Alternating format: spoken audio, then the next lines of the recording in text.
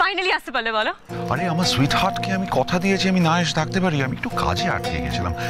Anyway আমাদের তো শ্বশুর বাড়ির লোকের সঙ্গে মিট করতে হবে, আলাপ করতে হবে, পরিচয় করতে হবে, বিয়ের পারমিশন নিতে হবে। যদিও I am slightly worried about our age difference. It's not 1 or 2 years, 14 বছর, 14 years is no less. সেটা নিয়ে আই এম লিটল কনসার্নড। আমি তোমাকে কি বলেছি? You do not worry about it, I will talk to them.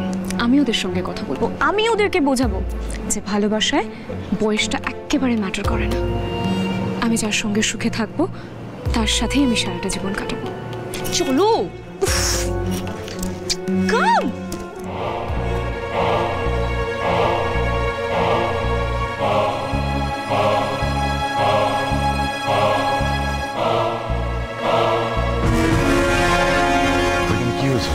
আরে আর বলো না, আবিরের বউ পেখম একটা ডান্স পারফর্ম করতে করতে অসুস্থ হয়ে পড়েছে একটু।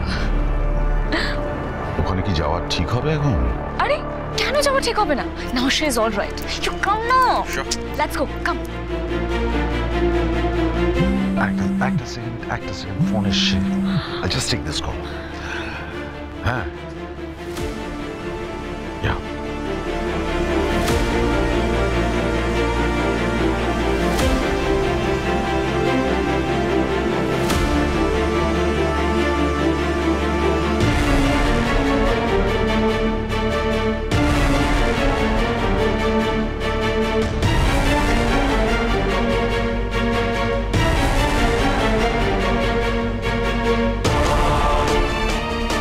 আবি, আমি একটু ঘর যেতে পারি? তখন সবার সামনে নাচটা থামিয়ে দিলাম, আমার খুব খারাপ লাগছে, সবার নিশ্চয়ই খুব খারাপ লেগেছে, আপনারও খারাপ লেগেছে। সরি আবি। পেখম তুমি বারবার কেন সরি বলছো? আমার খারাপ লাগছে, আমি বুঝেছি তোমার কোথাও অসুবিধা হচ্ছে, তোমার সমস্যা থাকলে আমায় বলতে পারো।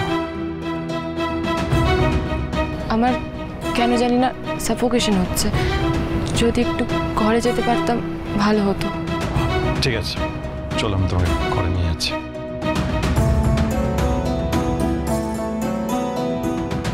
মা পেখমকে নিয়ে একটু আমি ঘরে যাচ্ছি, আমরা এক্ষুনি আসছি, তোমার থেকো।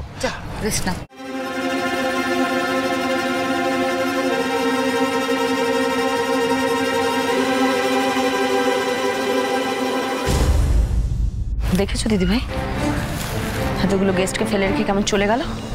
কি এমন শরীর খারাপ হয়েছিল বই যে ঘরে নিয়ে যেতে হলো?